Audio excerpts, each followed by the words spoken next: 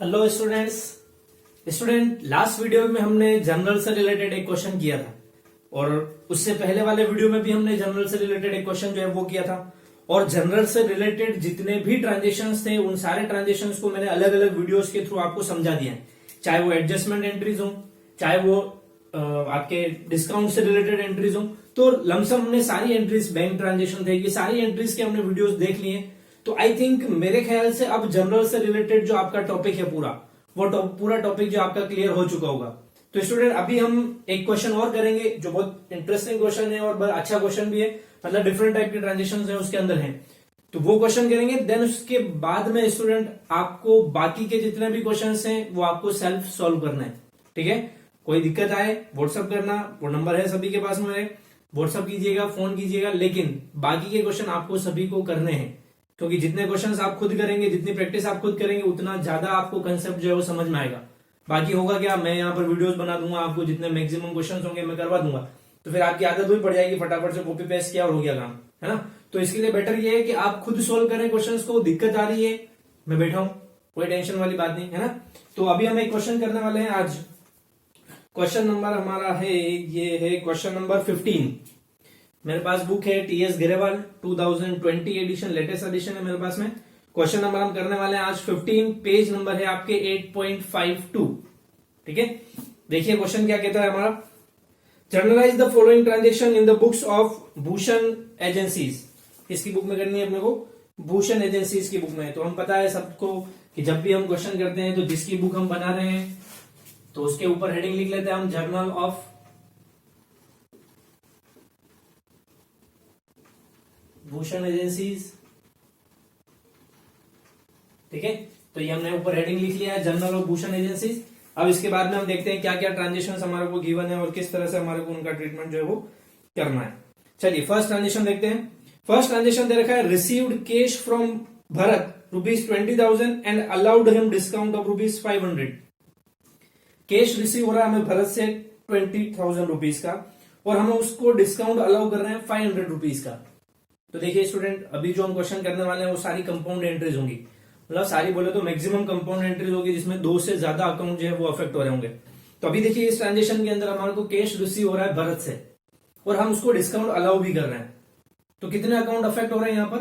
3 account. एक तो भरत का अकाउंट अफेक्ट होगा, दूसरा हमारे पास कैश आ रहा है, कैश अकाउंट अफेक्ट होगा, और तीसरा अकाउंट जो हम उसको डिस्काउंट अलाउ कर रहे हैं उसका अकाउंट अफेक्ट होगा। ठीक है, अब जनरल एंट्री पास करनी है हमारे को। इतने क्वेश्चन कर चुके हैं, रूल्स आपको सभी को याद हो चुके होंगे। कैश रिसीव हो रहा हमें तो कैश आ रहा है, तो कैश को क्या करेंगे हम? Debit, according to the rule of real account. Debit what comes in, cash assets है, वो रियल अकाउंट का टाइप है। अब मैं ज्यादा डिटेल में नहीं समझाऊंगा इतना कि कौन सा टाइप है, किस में जा रहा है, क्या है। अब तक आपको ये सारी चीजें समझ में आ चुकी होंगी। ठीक है, लास्ट टाइम बता देते हैं, कैश जो है वो हमारी असेट्स है, वो रियल अकाउंट के अंदर आती है और रियल अकाउंट का रूल है debit what comes in, credit what goes out. तो अभी हमारे को कैश रिसीव हो रहा है तो कैश आ रहा है, तो कैश को क्या करेंगे हम लोग? डेबिट कर लेंगे। ट्रांजेक्शन की डेट डाल देते हैं हम। देखिए डेट नहीं दी हुई है, डेट नहीं दे रही तो आपको भी केवल सीरियल नंबर जो है वो सीरियल नंबर डाल दीजिए यहाँ पर, जो भी है वो एंट्री क्या होगी? कैश अकाउंट डेबिट हो जाएगा, क्योंकि कैश रिसीव हो रहा है, हमारे को कैश आ रहा है बिजनेस के अंदर तो डेबिट हो जाएगा। दूसरा अकाउंट जो है हमारा अफेक्ट हो रहा है वो डिस्काउंट अकाउंट है। डिस्काउंट अकाउंट के लिए मैंने आप लोगों को एक फंडा पहले ही दे दिया था कि जिस साइड में कैश आता है डिस्काउंट भी उसी साइड में आता है। ठीक है, तो डिस्काउंट भी किधर आ जाएगा? डीआर साइड में, यानी डिस्काउंट अलाउड अकाउंट भी डीआर हो जाएगा। और 2 किससे रिसीव हो रहा है हमारे को? ये सारा चीज जो है वो हमें रिसीव हो रही भरत से, तो 2 हम लिख देंगे भरत अकाउंट। समझ में आ गया? कैश कितना रिसीव हुआ था हमें? ₹20,000 का, ये 20,000 यहां लिख लिया हमने। ₹500 का हमने दिया था उसको डिस्काउंट, तो टोटल कितना ड्यू चल रहा था भरत का? ₹20,500 का। क्लियर? नरेशन लिखना है, वो आप लिखेंगे, मैं नहीं लिख रहा हूं नरेशन।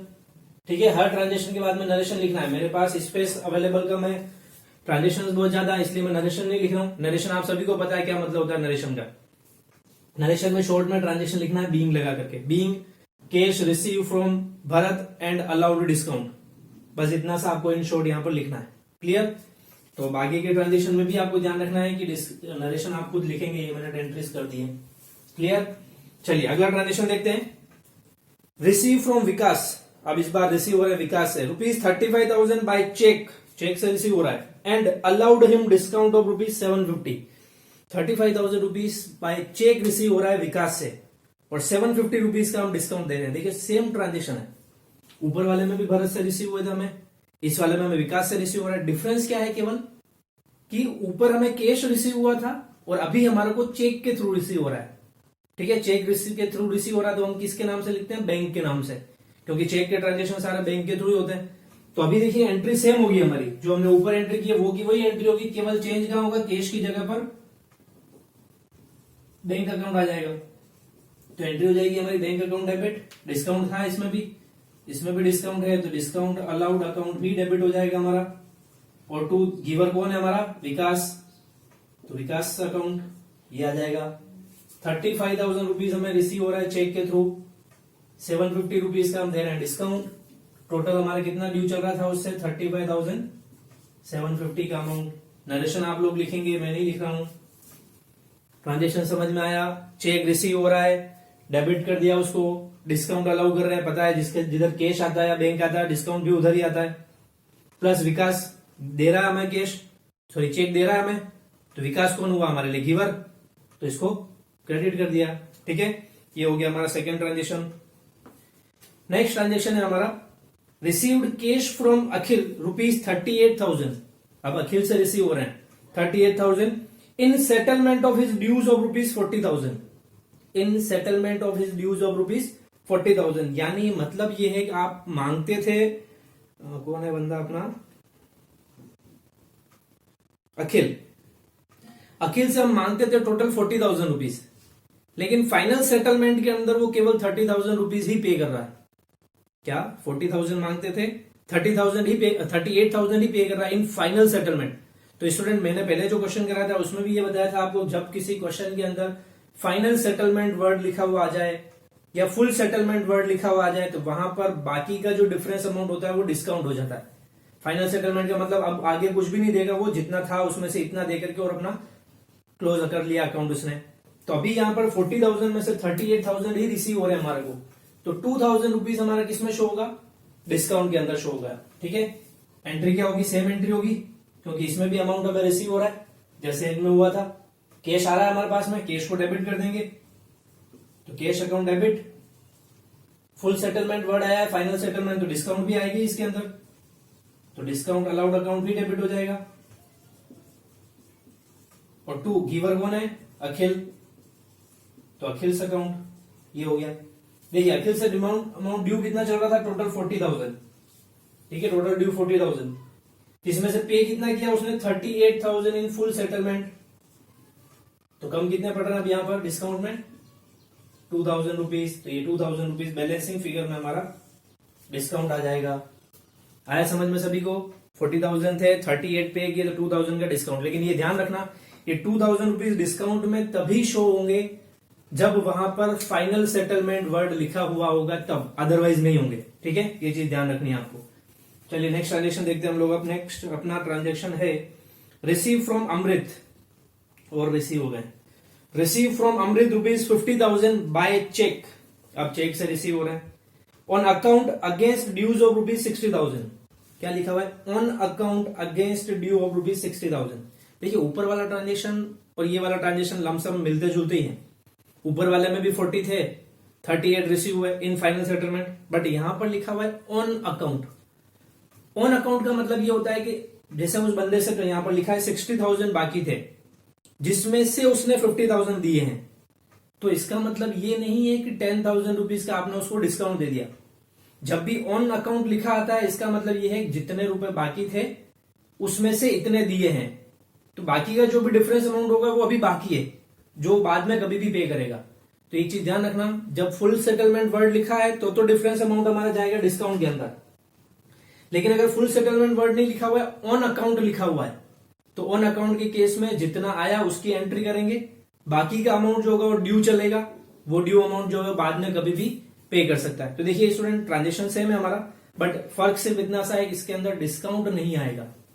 ठीक है, जो ड्यू अमाउंट रहेगा, डिफरेंस अमाउंट जो कि हमारा 10,000 है, वो ड्यू चलता रहेगा, वो उसको बाद में कभी भी वो बंदा पे करेगा तब हम उसकी एंट्री कर लेंगे। तो अभी हमारा फोर्थ ट्रांजेक्शन की एंट्री क्या हो जाएगी,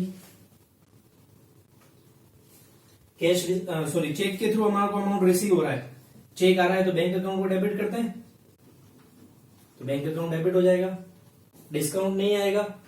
गिवर कौन है, गिवर, अमृत, तो टू अमृत अकाउंट कितना पे किया उसने, 50,000 रुपीज, 60 बाकी था लेकिन पे वो 50,000 ही करा ऑन अकाउंट, तो इसका मतलब 50,000 से एंट्री हो जाएगी। बाकी का जो भी अमाउंट है फिर इन फ्यूचर जब भी रिसीव होगा उससे उस समय लिख लेंगे। तो ये थोड़ा सा ध्यान रखना आप, है ना।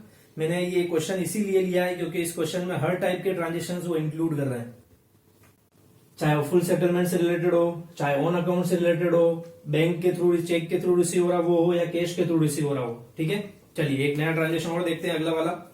नेक्स्ट ट्रांजेक्शन दे रखा है, paid cash ₹39,200 to Suresh in settlement of his dues availed discount 2%। क्या कहा है हमें, 39,200 रुपीज का हमने सुरेश को पेमेंट किया in settlement of his dues, settlement of his dues आ गया वर्ड सेटलमेंट, तो इसका मतलब डिस्काउंट आएगा ही आएगा। अब पेमेंट की कैलकुलेशन कैसे करनी है, और हमें रिसीव हुआ है 2% डिस्काउंट भी, कितना परसेंट, 2% डिस्काउंट भी हमें रिसीव हुआ है। तो देखिए स्टूडेंट, प्रॉब्लम यहां आती है इस क्वेश्चन के अंदर कि हमारे को टोटल अमाउंट ड्यू कितना था वो नहीं दे रखा है। क्या टोटल कितना अमाउंट ड्यू चल रहा था इस पर्सन का वो नहीं दे रखा है, हमें केवल ये दिया हुआ है कि हम कितना, हाँ ड्यू कितना था वो नहीं दिया हुआ है, हमें केवल ये दिया हुआ है कि हमने 39,200 रुपीज का उसको पेमेंट किया है। समझ में आया। तो अब हम पेमेंट तो कर रहे हो, चलो पता लग गया हमारे को, लेकिन हमें ये कहा गया 2% डिस्काउंट हमें मिला है, तो हम 2% किसका कैलकुलेट करें, क्योंकि हमें 39,200 जो अमाउंट दिया हुआ है वो तो हमने जो पे किया वो दिया है आफ्टर डिस्काउंट, तो हमें तो पहले प्रिंसिपल अमाउंट कैलकुलेट करना पड़ेगा, वो कहां से आएगा, कितना था जिसमें से हमें 2% डिस्काउंट मिला, फिर उसके बाद में हमने 39,200 का पेमेंट किया। ठीक है, वो कैलकुलेशन देखते हैं, पहले हम इसकी एंट्री पास कर लेते हैं। तो एंट्री क्या होगी, हम पे कर रहे हैं, किसको पे कर रहे हैं भैया, सुरेश को, तो सुरेश कौन हुआ, रिसीवर, रिसीवर को according to the rule debit करते हैं, तो एंट्री लिख लेते हैं, सुरेश अकाउंट डेबिट। ठीक है, क्या जा रहा है हमारे पास से, कैश जा रहा है, तो credit vote goes out, cash account दिया, सीआर हो गया, प्लस कैश सीआर हुआ है तो डिस्काउंट भी सीआर होगा, तो डिस्काउंट रिसीव अकाउंट भी हमारा सीआर हो जाएगा। एंट्री तो हो गई। चलिए अब अमाउंट देखते हैं हम, इसका अमाउंट कैसे आएगा। तो देखिए स्टूडेंट, 39,200 रुपीज हमने उसको पे किया है after availing discount of 2% discount देने के बाद हमने ये अमाउंट पे किया। तो इसका मतलब स्टूडेंट, ये जो अमाउंट हमें दिया हुआ है, अगर टोटल अमाउंट को हम 100 मानते हैं, टोटल अमाउंट को हम 100% मानते हैं, तो ये जो पेमेंट है ये कितना परसेंट है, 98%। कितना परसेंट है, 98% है। क्यों, क्योंकि हमें 2% डिस्काउंट मिला है, फिर उसके बाद में हमने ये पेमेंट किया है। तो इसका मतलब ये अमाउंट जो 98% है, तो इसको 100% अगर हमें वापस बनाना है तो हम क्या करेंगे, इंटू 100 कर देंगे और अपॉन 98 कर देंगे, यही होगा। अगर ये अमाउंट जो है वो 98% है तो 1% निकालना क्या करता है, डिवाइड बाय 98 कर देते हैं, 100% निकालना इंटू 100 कर देते हैं, तो हमारा जो टोटल अमाउंट है वो टोटल अमाउंट जो है वो हमारा रिसीव हो जाएगा। ठीक है, तो अब टोटल अमाउंट जो हम कैलकुलेट करेंगे तो ये आ जाएगा 40,000 रुपीज। कितना आ जाएगा, 40,000 रुपीज। ठीक है, 98 कहां से आया, समझ में आ गया ना। 2% डिस्काउंट देने के बाद का अमाउंट हमें दे रखा है ये, तो अगर टोटल अमाउंट 100 है तो 2% डिस्काउंट देने के बाद 98 बचता है, इसलिए मैंने यहाँ पर 98 लिख दिया। कैलकुलेशन की मैंने दिया आंसर 40,000। अब मुझे चेक करना है कहीं मैं गलत तो नहीं कर रहा हूं, तो क्या करूंगा मैं, ये मेरा प्रिंसिपल अमाउंट आ गया, टोटल अमाउंट जितना था 40,000। आप इस पर वापस 2% कैलकुलेट करो और इसमें से लेस करो उसको, आपका अमाउंट वापस ये आना चाहिए। ठीक है, अगर आप कैलकुलेशन गलत कर रहे हैं तो ये जो अमाउंट आएगा इस पर 2% डिस्काउंट लेस करने के बाद में ये अमाउंट वापस नहीं आएगा। आप चेक कर लेना भले कुछ गलती करके, लेकिन यहां सही करना है ना। तो 40,000 आया, 2% कितना होगा 40,000 का, 800। 40,000 में से डिस्काउंट 800 माइनस कीजिए, अमाउंट आता है वापस 39,200 आ रहा है। इसका मतलब हम सही कर रहे हैं। तो अभी अमाउंट कैसे जाएगा यहाँ पर, देखिए पे कितना किया हमने, 39,200 पे किया हमने, तो यहाँ कैश के सामने हम लिख देंगे 39,200। डिस्काउंट कितना रिसीव हो गया हमें 800 का, डिफरेंस अमाउंट दोनों का, तो टोटल अमाउंट ड्यू कितना था बंदे का 40,000 रुपीज। आया समझ में? बहुत इंपॉर्टेंट ट्रांजेक्शन है स्टूडेंट, ध्यान से समझिएगा इन ट्रांजेक्शन को। ये लिख लीजिए एक बार वापस फटाफट से जल्दी से, कैसे कैलकुलेशन हुई है शो करना चाहें तो आप उसके नीचे शो कर सकते हैं वहां पे नरेशन के साथ में, ठीक है। चलिए ये मैं क्लियर कर देता हूं यहां से, क्योंकि अगले ट्रांजेक्शन मुझे और करने हैं अभी। अगला ट्रांजेक्शन है मेरा 6th transaction, paid by cheque ₹25,000 to Mehar in settlement of her dues of ₹26,000। Mehar को पे कर रहा हूं मैं, कितना अमाउंट ड्यू चल रहा था उसका 26,000, जिसमें से मैं इन सेटलमेंट 25,000 पे कर रहा हूं, तो सेटलमेंट वर्ड आ गया फाइनल सेटलमेंट। तो क्या करेंगे, मेहर को पे किए हैं तो मेहर का अकाउंट क्या हो जाएगा डेबिट, क्योंकि मेहर कौन है रिसीवर, तो debit the receiver credit the giver होता है, तो मेहर अकाउंट को हम डेबिट कर देते हैं, एंट्री दिख जाएगी इधर आपको। नेक्स्ट 6th ट्रांजेक्शन में लिख रहा हूं यहां पर मेहर्स अकाउंट डेबिट, ठीक है, पे कर रहे हैं तो यहाँ 2 कैश लिख देंगे, लेकिन यहाँ पर अभी कुछ चेक से तो पेमेंट नहीं किया, मेहर को बाय चेक दिया है, मेहर को चेक से पेमेंट किया, क्या लिखेंगे बैंक अकाउंट, और 2 क्या लिख देंगे डिस्काउंट रिसीव अकाउंट। एंट्री समझ में आई? एंट्री होगी मेहर्स अकाउंट डेबिट, 2 बैंक अकाउंट और 2 डिस्काउंट रिसीव अकाउंट। कितना पेमेंट कर रहे हैं हम उसको 25,000 का, कितने में से 26 में से, तो मेहर के अकाउंट में तो पूरे 26 आ जाएंगे, इसके ड्यू चल रहे थे 26, जिसमें हमने चेक के थ्रू उसको 25 का पेमेंट किया है, 25 चेक में लिख देते हैं बैंक के अंदर, तो 1,000 रुपीज जो हमारा बैलेंसिंग फिगर में है वो हमारा डिस्काउंट रिसीव हो जाएगा हमारे को। ये हो गया हमारा ट्रांजेक्शन, समझ में आया? कुछ नहीं था, ये रिसीव होने की एंट्री थी ऊपर की जो थी हमने वो, ये पे करने की एंट्री है, तो रिवर्स कर दिया हमने। देखो बैंक और डिस्काउंट दोनों डीआर थे, मैंने सीआर कर दिया, पर्सन का नेम सीआर था, मैंने डीआर कर दिया, तो कुछ भी नहीं है, केवल ये था एक में रिसीव हो रहे थे हमें और इसके अंदर हम पे कर रहे हैं, बस ये डिफरेंस थोड़ा जो है वो ध्यान रखनी है, एंट्री क्या करनी है वो, ठीक है। ये हो गया हमारा 6th ट्रांजेक्शन। चलिए स्टूडेंट अगला ट्रांजेक्शन देखते हैं, 7th ट्रांजेक्शन। ट्रांजेक्शन है paid ₹25,000 to Yogesh by cheque on account, वापस आ गया ऑन अकाउंट। तो मैंने क्या कहा था ऑन अकाउंट आता है, इसका मतलब जितना पे किया उसको या जितना रिसीव हो रहा है उसकी एंट्री करनी है, बाकी का अमाउंट अपने को नहीं देखना है, बाकी का इन फ्यूचर जब भी रिसीव होगा तब एंट्री करेंगे हम। तो किसको पे कर रहे हैं हम, योगेश को 25,000 रुपीज पे कर रहे हैं, तो 2 ही अकाउंट अफेक्ट हो रहे हैं इसमें, एक तो योगेश और दूसरा पे कर रहे हैं, तो कैश जाएगा हमारे पास से, तो कैश और योगेश, तो योगेश कौन है यहाँ पर अभी रिसीवर, ट्रांजेक्शन है हमारा 7th, योगेश रिसीवर, एंट्री क्या हो जाएगी योगेश अकाउंट डेबिट हो जाएगा, डेबिट द रिसीवर। 2 जा क्या रहा हमारे पास से कैश, तो 2 कैश अकाउंट हो जाएगा, अमाउंट जा रहा है हमारा 25,000 रुपीज, ये 25,000 रुपीज जो है हमारा यहाँ पर एंट्री में आ जाएगा। आ गया समझ में सभी को? चलिए अगला transaction 8th transaction, purchase goods costing ₹1 lakh against cheque and avail discount of 3%।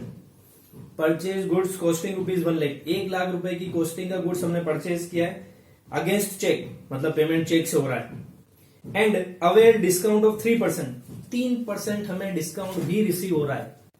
तो देखिए एक तो परचेज अकाउंट हो गया, दूसरा हमने चेक से पेमेंट किया तो एक बैंक अकाउंट आएगा, तीसरा उसने बोला 3% डिस्काउंट भी रिसीव हुआ तो तीसरा अकाउंट हो गया हमारा डिस्काउंट, ठीक है। ये तो हो गए हमारे तीनों अकाउंट जो अफेक्ट हो रहे हैं वो। फिर बात करते हैं एंट्री क्या होगी, तो परचेज अकाउंट हमेशा डीआर होता है जब भी हम गुड्स परचेज करते हैं, तो चलिए परचेज अकाउंट को डीआर कर देते हैं,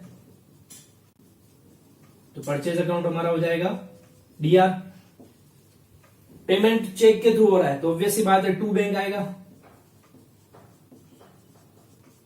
और बैंक इधर सीआर में है तो डिस्काउंट भी सीआर में आएगा, तो 2 डिस्काउंट रिसीव अकाउंट हो जाएगा। एंट्री समझ में आ गई, purchase account debit, 2 bank account और 2 discount receive account. Total purchase कितना किया था हमने 1 लाख रुपीज का, ये 1 लाख परचेज में लिख देते हैं, जिसमें हमें 3% डिस्काउंट रिसीव हुआ था। 1 लाख का 3% कितना होगा 3,000, तो ये डिस्काउंट में आ जाएगा 3,000 रुपीज। 1 लाख में से 3,000 डिस्काउंट लेस किया, रिमेनिंग कितना बचा 97,000 रुपीज। तो 97,000 रुपीज हमारा बैंक के अंदर आ जाएगा जो हमने पेमेंट किया होगा उस पर्सन को। ये हो गई हमारी नेक्स्ट एंट्री। नरेशन आप लिखते रहना, भूलना मत, ये नहीं हो कॉपी पेस्ट करने के चक्कर में नरेशन नहीं लिखो। मैं नहीं लिख रहा हूं, आपको लिखना है नरेशन, ठीक है, बार बार बता रहा हूं मैं, भूलना नहीं है। 7 ट्रांजेक्शन कंप्लीट। नेक्स्ट ट्रांजेक्शन है हमारा ट्रांजेक्शन नंबर 8। ट्रांजेक्शन है purchase goods costing rupees, sorry कुछ रह गया बीच में ना, 5th 6th 7th 8th transaction purchase costing की तो हो गया। 9th ट्रांजेक्शन देखते हैं हम लोग, सॉरी हाँ 9th ट्रांजेक्शन, 8th हमारा हो चुका है। 9th ट्रांजेक्शन है purchase goods costing rupees 60,000 from Akash and company and 50% immediately paid, 50% immediately costing sorry avoid 3% discount. देखिए ऐसा ही कुछ क्वेश्चन है। इस क्वेश्चन में और अगले वाले ट्रांजेक्शन के अंदर डिफरेंस थोड़ा सा है। डिफरेंस ये है कि ऊपर वाले में भी हमने परचेज किया था और हमें पेमेंट करने पर डिस्काउंट रिसीव हुआ 3%। इस वाले ट्रांजेक्शन में भी वही है, लेकिन इसमें क्या हो रहा है, हम केवल 50% अमाउंट ही पे कर रहे हैं। कितना परसेंट? 50%। और आपको ये पता है कि जो हमें कैश डिस्काउंट मिलता है वो उस अमाउंट पर मिलता है जो अमाउंट हम कैश में पे करते हैं। किस पर मिलता है? जो अमाउंट हम कैश में पे करते हैं। तो अभी देखिए इस ट्रांजेक्शन के अंदर हमने टोटल परचेज तो 60,000 का किया है। किससे किया है? आकाश से, आकाश एंड कंपनी से, लेकिन हम केवल 50% अमाउंट ही उसको पे कर रहे हैं। तो इसका मतलब क्या हुआ कि हमें जो डिस्काउंट रिसीव होगा वो डिस्काउंट भी केवल उस 50% अमाउंट पर ही होगा। जो अमाउंट हमारा ड्यू है उस अमाउंट पर हमें कोई डिस्काउंट रिसीव नहीं होगा। आ रहा समझ में? क्योंकि कैश डिस्काउंट का रूल होता है कि कैश डिस्काउंट उसी केस में मिलता है जब हम पेमेंट कैश में करते हैं।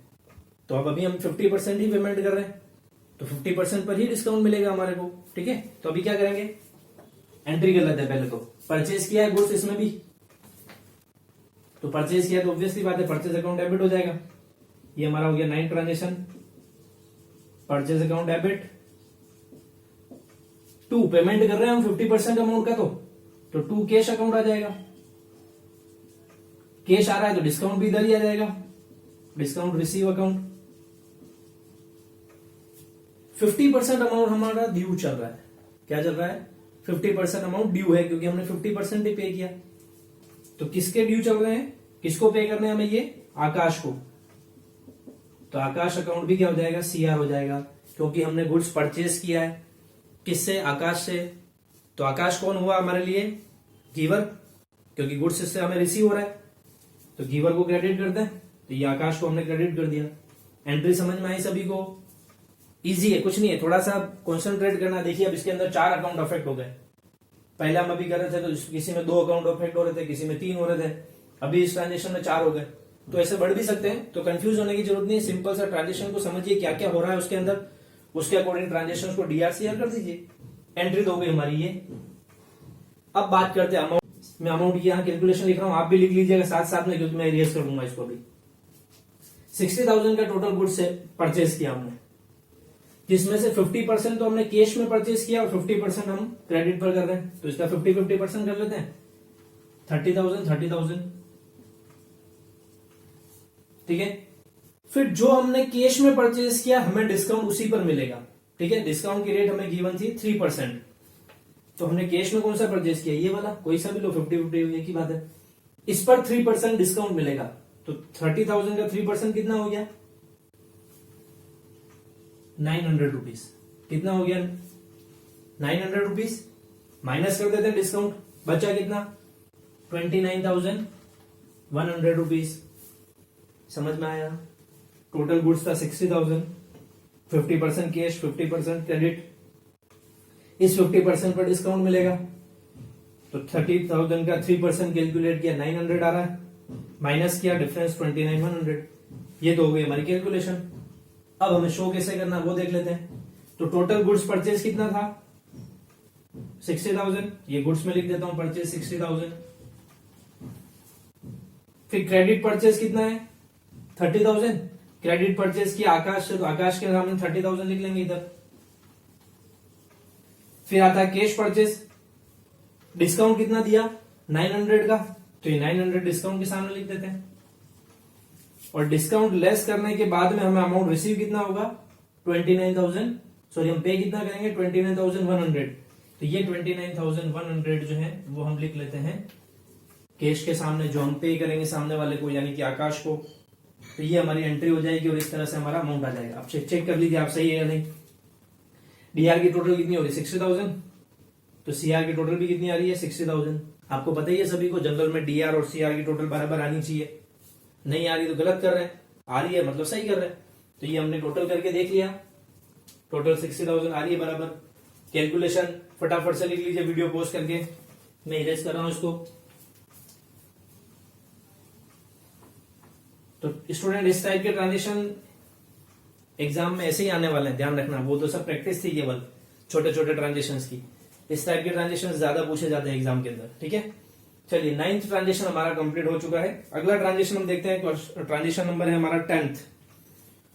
Sold goods of ₹30,000 against cheque allowing 2% discount. अभी हम परचेज कर रहे थे, अभी क्या करेंगे सेल करेंगे। कितने रुपए का गुड सेल कर रहे हैं 30,000 रुपीज का गुड सेल किया by cheque and allowing 2% discount. Sale कर रहे हैं तो एक अकाउंट हो गया सेल्स, चेक के थ्रू सेल किया है, इट मीन चेक रिसीव हो रहा है हमारे को। दूसरा हो गया बैंक अकाउंट, फिर डिस्काउंट भी दिया हुआ है 2%, तो तीसरा हो गया डिस्काउंट अकाउंट। ये 3 अकाउंट अफेक्ट हो रहे हैं। सेल्स अकाउंट हमेशा क्या होता है सीआर, क्या होता है सीआर होता है। तो बाकी जो 2 बच गए बैंक और डिस्काउंट, तो वो क्या हो जाएंगे डीआर, क्योंकि बैंक अकाउंट तो डीआर होगा फिक्स है, ठीक है। बैंक तो डीआर ही होगा क्योंकि कैश रिसीव चेक रिसीव हो रहा है हमारे को, तो बैंक रिसीवर है हमारा। अब बैंक डीआर हुआ तो डिस्काउंट साथ साथ ही इसके पीछे पीछे ही जाता है, तो डिस्काउंट भी क्या हो जाएगा डिस्काउंट अलाउड अकाउंट भी हमारा हो जाएगा D R.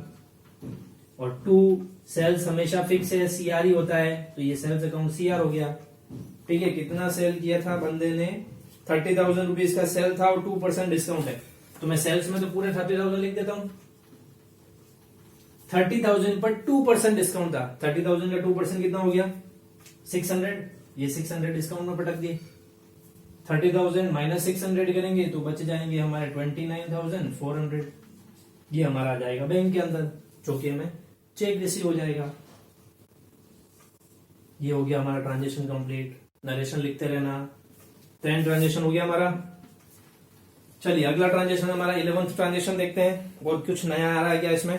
11th transaction, sold goods of ₹60,000 to Vimal, receive 50% by due 50% of due amount allowing 2% discount. ये भी सेल्स का ट्रांजेक्शन ही है। इस बार हम सेल कर रहे हैं विमल को 60,000 रुपीज का, और क्या कह रहा है ये बंदा कि 50% ऑफ ड्यू अमाउंट रिसीव हो चुका है, 2% का हमारे को देना है डिस्काउंट। देखिए सेम ऐसा ही ट्रांजेक्शन है, ये भी ऐसे ही था, 50% अमाउंट रिसीव हुआ है, फिर उस पर डिस्काउंट दिया और ये वो सब, तो सेम ट्रांजेक्शन ऐसा ही है। फर्क क्या है, ये परचेज था, अगला वाला जो है वो सेल है। किसको सेल किया विमल को। तो देखिए अकाउंट कौन कौन से अफेक्ट हुआ, एक तो विमल क्योंकि हम क्रेडिट पर भी सेल कर रहे हैं 50%, दूसरा कैश क्योंकि 50% अमाउंट कैश रिसीव हो रहा है, तीसरा डिस्काउंट क्योंकि डिस्काउंट दिए ही है, और चौथा हमारा सेल्स अकाउंट। तो ये 4 अकाउंट अफेक्ट हो रहे हैं।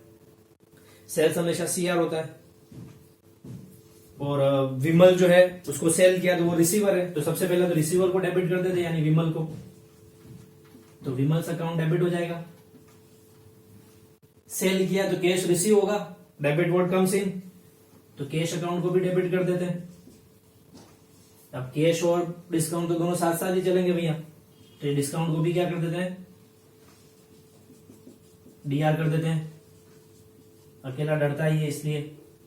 और 2 क्या हो जाएगा सेल्स अकाउंट, तो ये सेल्स अकाउंट कर दिया, एंट्री हो गई। नहीं तो देखिए ऊपर वाली परचेज वाली एंट्री है, उल्टा कर दो इसको, परचेज सीआर हो जाएगा, सीआर में जाते सेल्स हो जाएगा उसका नाम।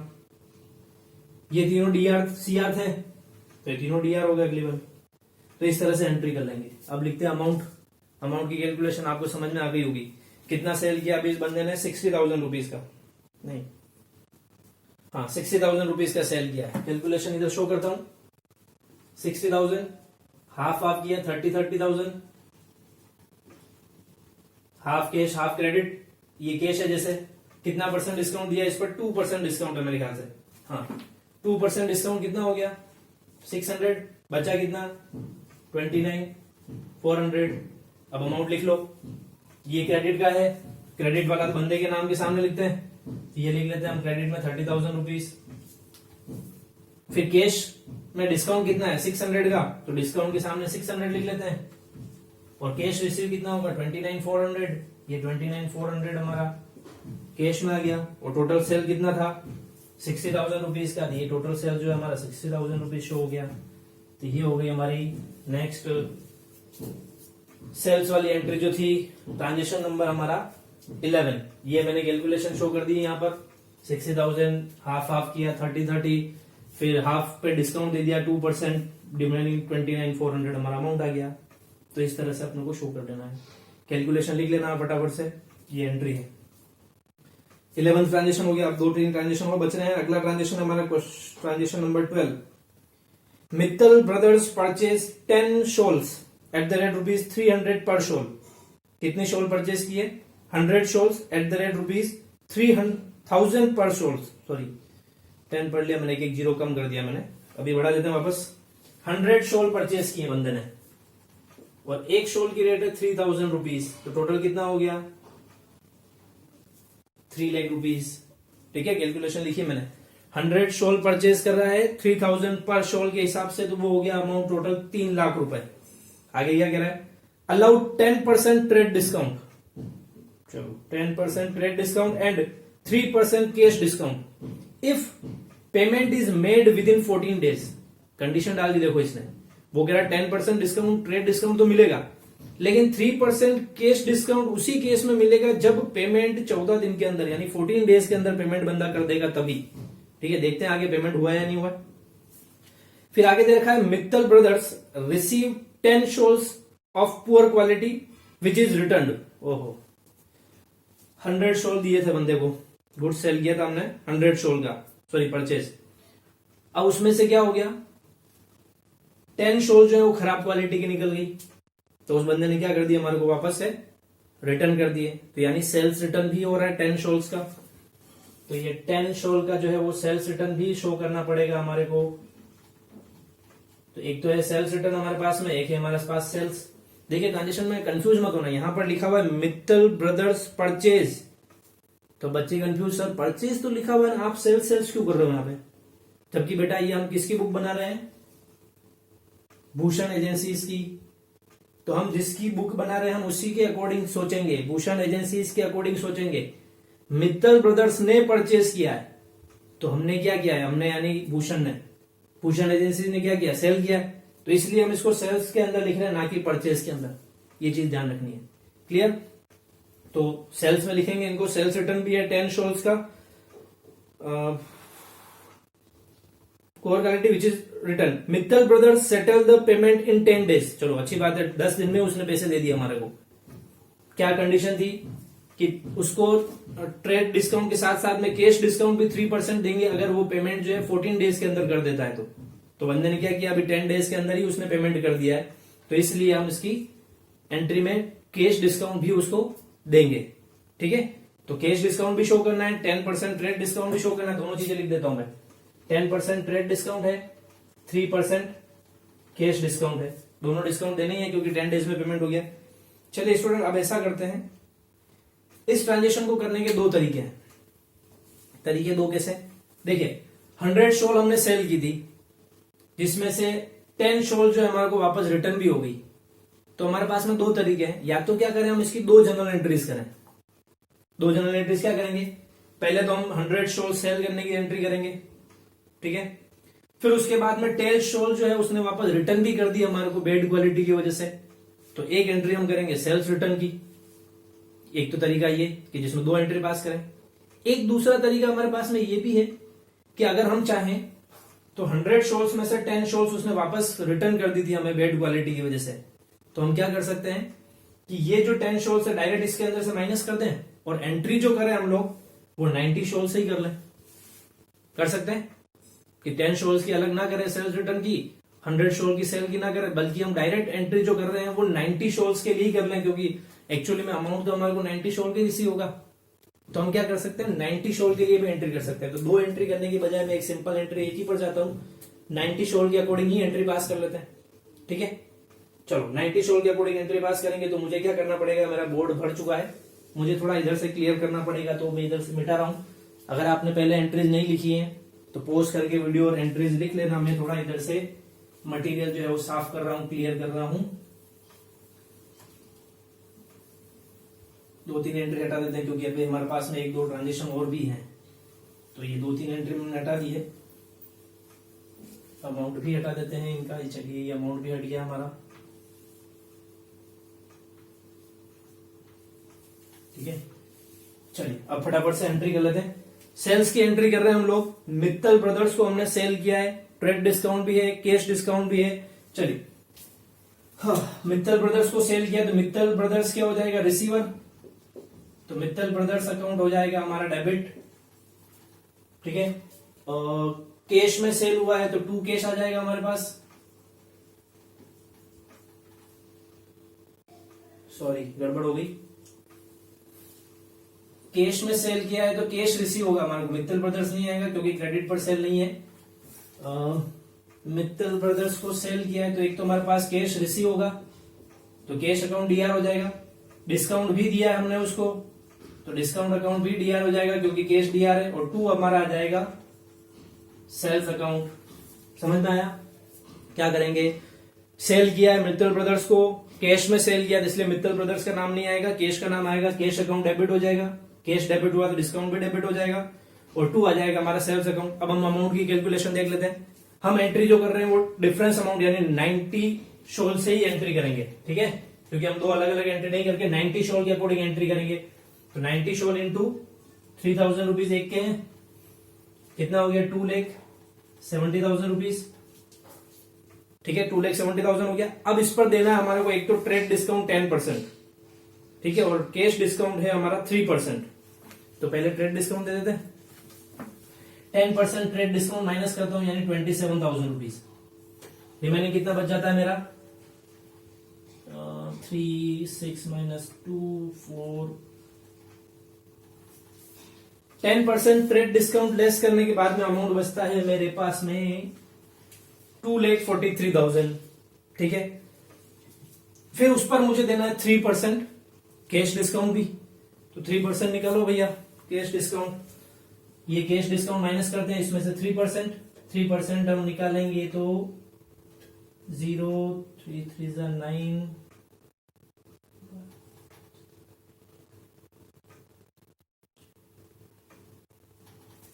7290। 3% कैश डिस्काउंट हमारा आता है 7290। वो हमने लिख लिया, कैलकुलेशन चेक कर लेना, थोड़ी मेरी कैलकुलेशन वीक है ना, तो वो तुम चेक कर लेना। अमाउंट डिफरेंस आ जाएगा हमारा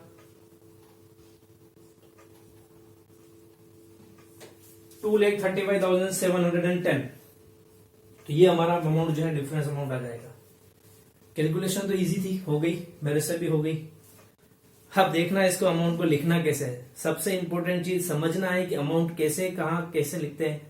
देखिए टोटल अमाउंट था हमारा 2,70,000 रुपीज, जिस पर हमने दिया था ट्रेड डिस्काउंट 10% यानी 27,000 रुपीज का। उसको माइनस करने के बाद जो अमाउंट आता है, ये वाला अमाउंट हमेशा ध्यान रखना, ट्रेड डिस्काउंट और मेन अमाउंट जो है कभी भी एंट्री के अंदर शो नहीं होता है। ट्रेड डिस्काउंट लेस करने के बाद जो अमाउंट आता है वही अमाउंट एंट्री के अंदर शो होता है। तो अब ये ट्रेड डिस्काउंट लेस करने के बाद कितना आ रहा है, 2,43,000, तो ये एंट्री के अंदर शो होगा। और ये जो ट्रेड डिस्काउंट लेस करने के बाद जो अमाउंट आता है वो सीधा या तो परचेज के अंदर या सेल के अंदर लिखा जाता है, जैसा भी ट्रांजेक्शन होगा उसके हिसाब से।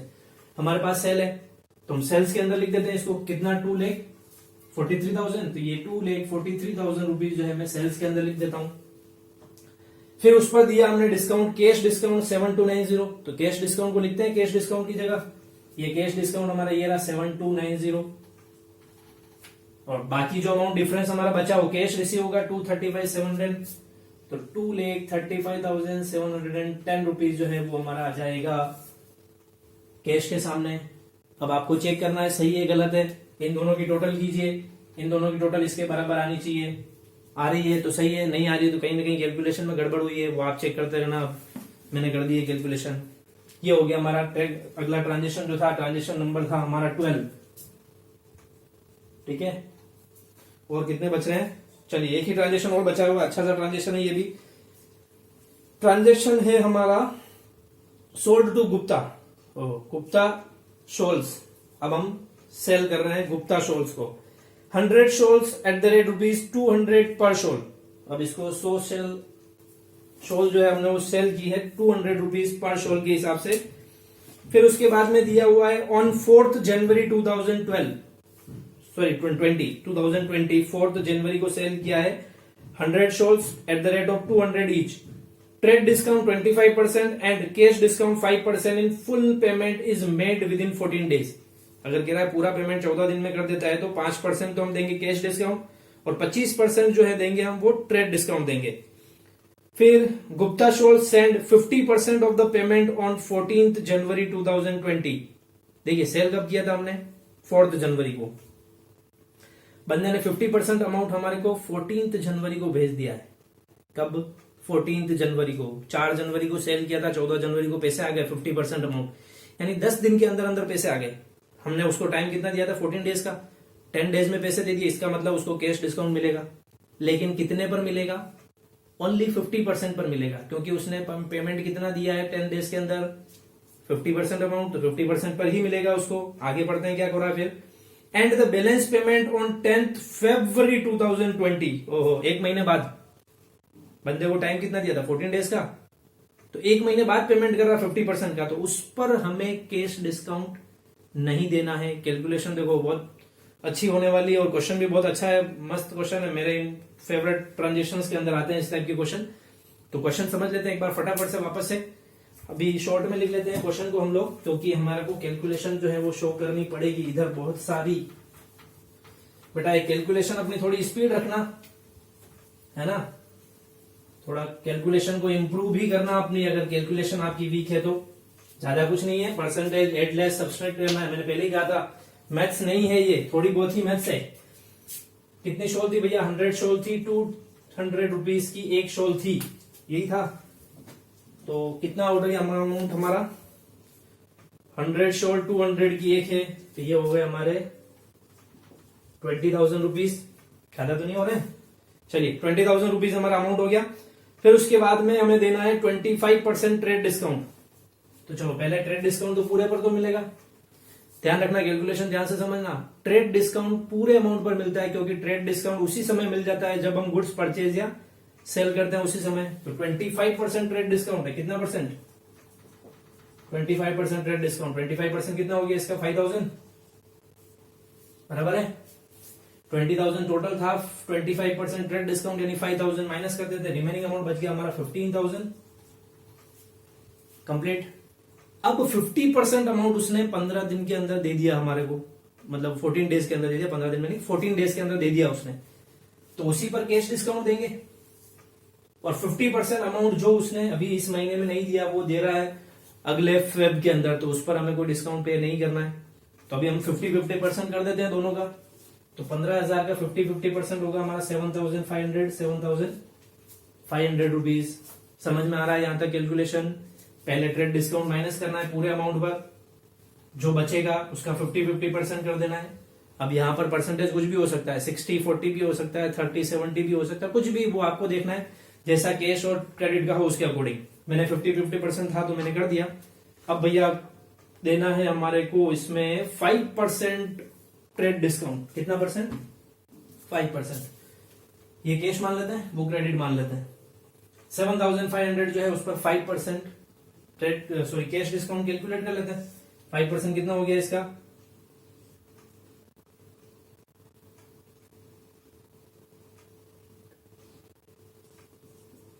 % आता है इसका 375। कितना आता है 375, माइनस कर दू 7,500 में से 375, तो ये मेरा कैश डिस्काउंट जो था 5% वो माइनस कर रहा हूं मैं, इसमें से बचागा ये 9243177125। कितना बच गया 7,125 रुपीज जो है मेरा अमाउंट बच जाता है कैश में। कैलकुलेशन समझ में आई, नहीं आई हो वापस रिवाइंड करो, पीछे जाओ, वापस से समझो क्या करना है। अब ज्यादा डिटेल में नहीं बताऊंगा। अब मैं जाता हूं एंट्री पर अपनी। देखिए सेल्स का ट्रांजेक्शन है पहली चीज तो ये, तो एक अकाउंट तो हो गया सेल्स अकाउंट जो कि हमेशा CR होगा। दूसरा कैश रिसीव हो रहा है 50% अमाउंट, तो एक अकाउंट कैश अकाउंट हो गया। रिसीव हो रहा है it means cash account DR होगा। कैश के साथ में डिस्काउंट भी आ रहा है तो डिस्काउंट को भी डीआर करनी है, 3 तो ये हो गए। फिर 50% अमाउंट अभी रिसीव नहीं हो रहा हमें, तो इसका मतलब क्रेडिट पर ही है अभी तक, तो ये 50% जो उस पर्सन के नेम से लिखेंगे जिसको हमने ये सेल किया। कौन था जिसको हमने सेल किया था? गुप्ता।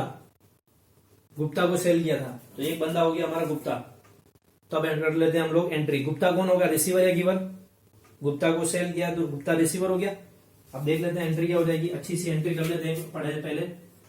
देखिए गुप्ता रिसीवर है तो डेबिट कर देते हैं गुप्ता को, तो गुप्ता अकाउंट डेबिट। कैश आ रहा है हमारे पास में तो कैश अकाउंट को भी डेबिट कर देते हैं। कैश के साथ में डिस्काउंट भी साथ साथ ही चल रहा है, तो डिस्काउंट अलाउड भी हमारा अकाउंट डेबिट हो जाएगा। और 2 हमारा हो जाएगा सेल्स अकाउंट। ठीक है, बहुत बड़ा क्वेश्चन था, इंक भी खत्म हो गई मेरी। सेल्स अकाउंट हो गया। अब हमारे को लिखना है इसका अमाउंट, वो कैसा आएगा? देखिए स्टूडेंट, मैंने आपसे कहा था ये टोटल अमाउंट और ट्रेड डिस्काउंट का अमाउंट कहीं पर भी शो नहीं होता, उसके लेस करने के बाद जो अमाउंट आता है वो एंट्री में जाता है, और वो सामने किसके लिखते हैं? या तो परचेज या सेल्स के सामने। तो अभी हमारा सेल्स का ट्रांजेक्शन है तो सेल्स के सामने हम लिख देंगे 15,000 रुपए। ये मैं सेल्स के सामने लिख रहा हूँ 15,000 रुपीज जो है वो। कैश ये क्रेडिट, क्रेडिट वाले पैसे बंदे के नाम से लिखते हैं 7,500। ये रहा अपने गुप्ता जी 7,500, इसको दे देते हैं। फिर ये हमारा कैश वाला ट्रांजेक्शन का है। कैश डिस्काउंट कितना है? 375। कैश डिस्काउंट के सामने 375 लिख देते हैं, और लेस करने के बाद जो अमाउंट आ रहा है वो रिसीव होगा कैश में 7125। 7125 ये लिख दिया हमने कैश के सामने। अब आप चेक कर लेना इधर की टोटल इसके बराबर आ रही है या नहीं आ रही है। आ रही है तो सही जा रहे हैं, नहीं आ रही है तो वापस जाइए पीछे, गलती कहाँ हुई है देखिए और एंट्री कर दीजिए। तो स्टूडेंट ये हमारा क्वेश्चन जो था वो कंप्लीट हो चुका है। 13 ट्रांजेक्शन इस क्वेश्चन के अंदर थे, ये मेरा 13th ट्रांजेक्शन था। तो ये क्वेश्चन हमारा कंप्लीट हो चुका है। अब और जनरल से रिलेटेड और क्वेश्चन जो है मैं सोल्व नहीं करवाऊंगा। अब बाकी के जितने भी क्वेश्चन हैं वो आपको सोल्व करने हैं। प्रॉब्लम के लिए मैंने आपको बोल दिया है, या तो अपनी जो लाइव क्लासेस होती है ऑनलाइन क्लासेस उसमें पूछिए, या फिर आप मुझे व्हाट्सएप भी कर सकते हैं, फोन भी कर सकते हैं, जो भी प्रॉब्लम हो उसके लिए। क्लियर? जनरल से रिलेटेड सारी चीजें हमारी हो गई। अब स्टूडेंट एक जो हम अगले वीडियो के अंदर जो हम चीज डिस्कस करने वाले हैं वो मैं अभी भी बता देता हूं। स्टूडेंट बहुत सारे बच्चों के पास में 2019 एडिशन है और 2020 एडिशन भी बहुत सारे बच्चों के पास में है। प्रॉब्लम यहाँ ये आ रही है कि जो 2019 एडिशन है उसके अंदर जनरल वाले टॉपिक के अंदर बहुत सारे क्वेश्चन जो है वो जीएसटी के दिए हुए हैं। गुड्स एंड सर्विस टैक्स के बहुत सारे क्वेश्चन उसके अंदर इंक्लूड किए हुए हैं। लेकिन 2020 जो है एडिशन उसके अंदर जीएसटी के क्वेश्चन जो है आपके जनरल के टॉपिक के अंदर नहीं है। उसको क्या किया गया, जीएसटी पूरा एक जो टॉपिक है उस टॉपिक को अलग से ही दिया हुआ बुक के अंदर। तो अगला वीडियो जो मैं बनाऊंगा वो मैं बनाऊंगा जीएसटी के ऊपर, ठीक है। और जीएसटी से रिलेटेड जो क्वेश्चंस हैं वो आप उससे उस वीडियो से समझ जाएंगे कि हमें जनरल एंट्रीज के अंदर जीएसटी को कैसे ऐड करना है, जीएसटी एक्चुअली में होता क्या है, ये सारी चीजें हम उस वीडियो के अंदर देख लेंगे, ठीक है। मेन बात आती है ये कि सीबीएसई ने ये कहा है कि 11th क्लास के अंदर जीएसटी को ज्यादा फोकस ना किया जाए, या बच्चों के ऊपर बर्डन ना डाला जाए कि जीएसटी से रिलेटेड हर चैप्टर के अंदर जीएसटी घुसा दिया उन्होंने। चाहे वो डेप्रिसिएशन वाला हो उसमें भी जीएसटी डाल दिया, लेजर में भी जीएसटी डाल दिया, ट्रायल बैलेंस में भी जीएसटी डाल दिया, और आगे जो है अपना चैप्टर्स उन चैप्टर्स में भी जीएसटी डाल दिया। तो बोर्ड ने बोला बेचारे बच्चे पहले से ही दबे हुए हैं, इतने सारे कोर्स है, नया नया कोर्स है उनके लिए, तो उनको जीएसटी इतना मत दो। तो बोर्ड ने क्या किया, इस बार जीएसटी को थोड़ा उसका ट्रीटमेंट जो उसको थोड़ा रिड्यूस कर दिया है, कम कर दिया। तो इसलिए हमारे को भी जीएसटी के ज्यादा क्वेश्चंस नहीं समझना है, क्योंकि 2019 वाली बुक में बहुत ज्यादा क्वेश्चंस है, लेकिन अपने को 2020 के अकॉर्डिंग चलना है। जीएसटी को लिमिटेड वे में ही समझना है हमारे को। तो वो वीडियो में अपने नेक्स्ट वीडियो के अंदर, मतलब वो टॉपिक जो है वो अपने नेक्स्ट वीडियो के अंदर आपको समझा दूंगा क्या करना है, कैसे करना है, और जीएसटी का ट्रीटमेंट जनरल एंट्रीज के अंदर हमारे को कैसे करना है। बट लिमिटेड एडिशन तक ही, मतलब लिमिटेड ही पढ़ना है जीएसटी को, ठीक है। तो फिलहाल अभी आप ये क्वेश्चन कर लीजिए, अगला वीडियो तैयार रहिए जीएसटी के लिए, नोट कीजिए।